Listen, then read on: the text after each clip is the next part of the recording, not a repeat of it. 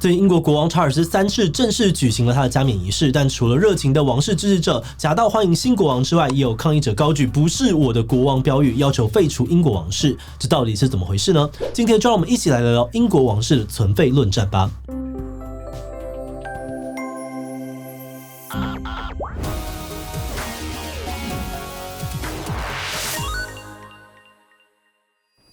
Hello， 大家好，我是志奇。去年伊丽莎白女王过世之后，当了70年王储的查尔斯3世就继任为英国国王，但这些事情却让英国社会再度掀起了王室存废的论战。反对王室的人呢，甚至发起抗议呼吁废除君主制度。5月6号，查尔斯的加冕仪式上也能够看到这些抗议者的身影。当天更有52名抗议者被警方以维安为由逮捕。而这样子的反对声浪呢，也反映在近期的民调上面，英国民众对于王室的支持度最近下滑到了史上新低。而且根据国际媒体报道，不只是英国，包含了加拿大、澳洲等等的大英国协成员国，可能也在考虑要走向共和制，不再奉英国君主为名义上面的国家元首。那为什么废除英国王室的呼声会越来越高？对人民来说，王室的存在到底是利是弊？那查尔斯真的会成为最后一任英国君主吗？不过在开始今天的讨论之前呢，先让我们进行一段工商服务时间。各位观众，报税季又要来了，准备好面对今年的所得税申报了吗？别紧张哦，现在用网络报税认证管道超多元，看你是要用行动电话认证、户口名簿、户号加查询码，或者是行动自然人凭证都可以，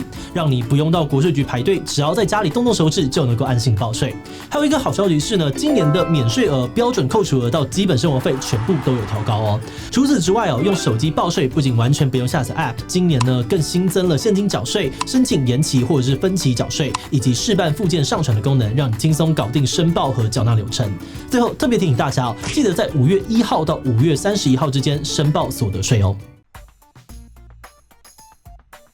1948年出生的查尔斯呢，是前任女王伊丽莎白长子，在4岁的时候就成为了王储，而这王储呢一当就是70年。去年伊丽莎白女王过世之后，他才自动继位成为了国王。不过他的受欢迎程度远远不及他的母亲。民调显示呢，英国民众对于伊丽莎白女王喜爱的程度高达了 75%， 而查尔斯只有 42%。普遍认为这很可能呢跟查尔斯在当王子时的争议有关。他在跟戴安娜王妃的婚姻当中被爆出跟前女友卡米拉藕断丝连，而且在备受爱戴的戴安娜车祸过世之后呢，查尔斯又跟卡米拉再婚让许多的英国人觉得难以接受。此外，查尔斯也很常对各种议题发表意见，也还因此呢被媒体称作是爱管闲事的王子。比如他曾经批评英国的环境相关政策，公开支持西藏，还多次的写信给内阁游说各式各样的议题。这样子鲜明的个人立场跟表达行为也被批评者认为违反了英国王室不干涉政治的中立原则。那虽然查尔斯近年收敛了不少，并表示呢成为国王之后会改变作风，但他正式继任之后，还是引发了不少的反对声浪。去年9月，查尔斯当上国王之后呢，网络上面立刻就掀起了不是我的国王、废除君主制等等的反对声音。英国各地的抗议活动也随之爆发，陆续有民众举牌呼吁废除君主制，甚至有人被捕。而相关的讨论还有抗议活动也一直延续到了查尔斯正式加冕这天。此外呢，就在查尔斯的加冕前夕，王室的支持度也下探到了新低点。4月底公布的民调显示呢，只有 29% 的英国人认为君主制非常重要，比去年跌了 9%。认为应该废除王室的人呢，只有 25%， 创下了近40年的新高。那虽然整体来说支持王室的意见还是大于反对意见，但双方之间的差距是史上最小的一次。而从长期的民调来看呢，近10年王室的支持度也呈现出明显的下滑趋势。此外相关的调查呢也显示出剧烈的世代差异，65岁以上的人支持君主制的比例高达 78%， 但18到24岁的年轻人只有 32% 的支持。这样的结果显示出废除皇室的声浪在英国社会已经存在了好一段时间，也不仅仅是针对查尔斯这个新国王而来，而是出于对于君主制更根本的质疑。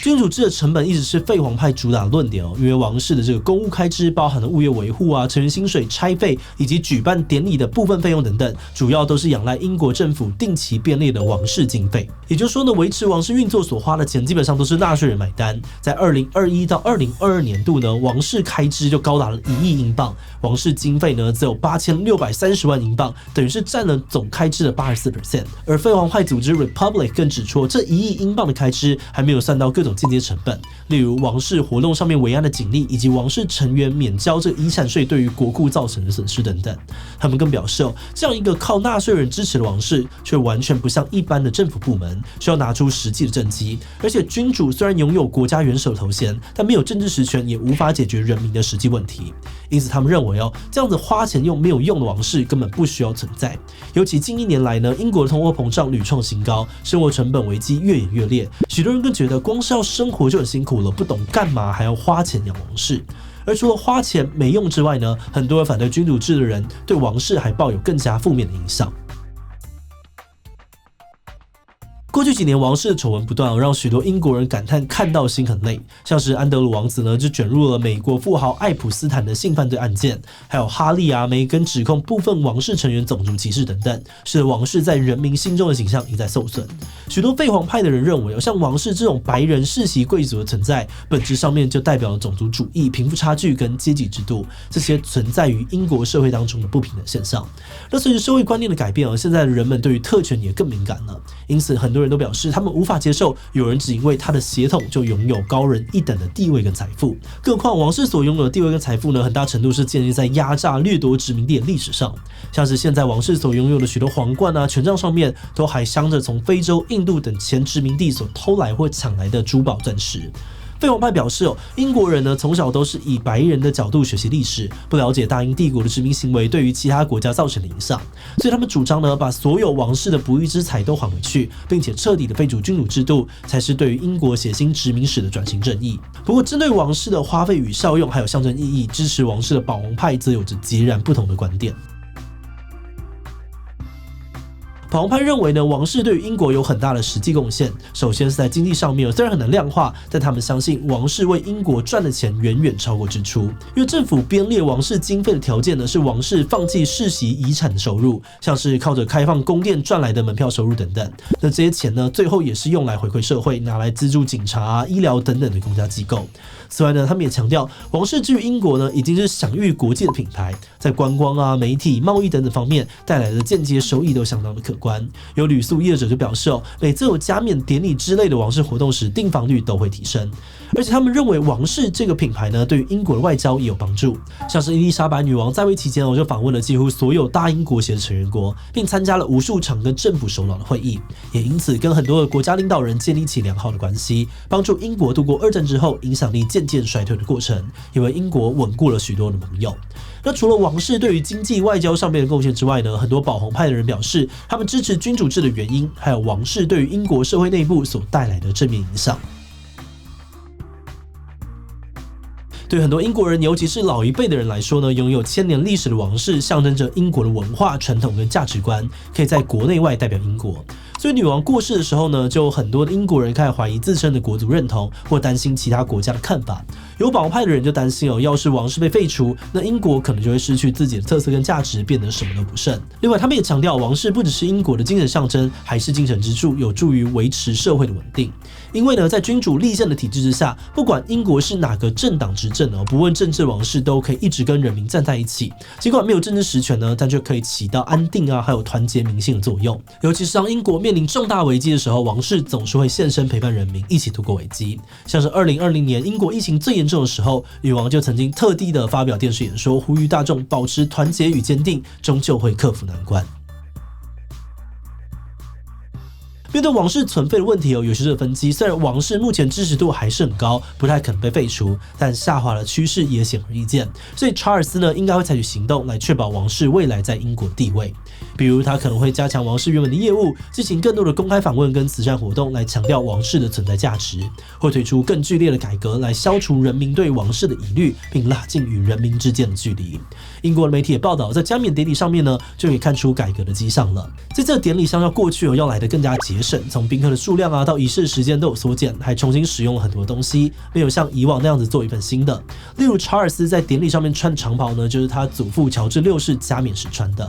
有媒体指出，查尔斯有意推行一个精简王室的改革计划，来减少王室对于英国财政的依赖，并提升王室形象。具体的措施呢，像是减少王室的核心人员人数，增加王室的自主收入，甚至是让未来的王室成员呢都去找正职哦，把王室当作是副业来经营。不过目前王室呢没有公布任何的改革计划，也没有回应这些报道，所以查尔斯到底会不会大力改革，又会怎么改，可能还是要继续观察看看了。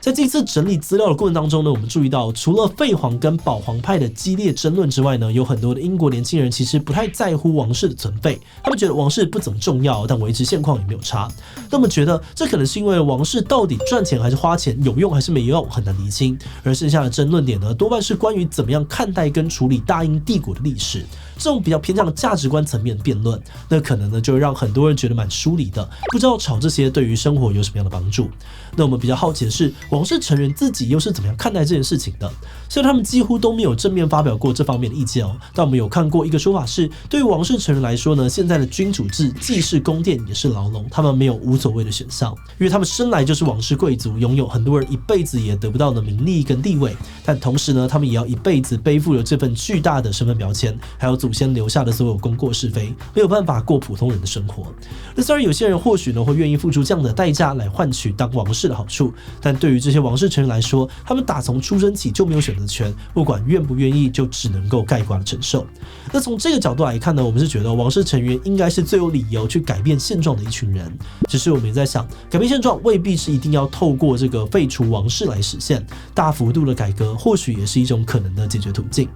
好的，那最后想问大家，你觉得英国应该要废除王室吗？不用，王室是英国的一大特色，又可以吸引观光客，留下来应该是利大于弊。B 应该要废除哦，这种世袭王室有个过时，没用又花钱，没理由保留。C 没有一定要废除哦，但要改革，并且好好面对殖民时期的历史错误。第其他留言分享你的想法吧。最后，如果你喜欢今天的影片，欢迎分享出去，让更多人知道英国王室的存废争议。此外呢，也可以点击这个地方看伊丽莎白女王的故事以及大英国协的介绍。那么今天的这一期就到这么告一段落，我们就明晚再见喽。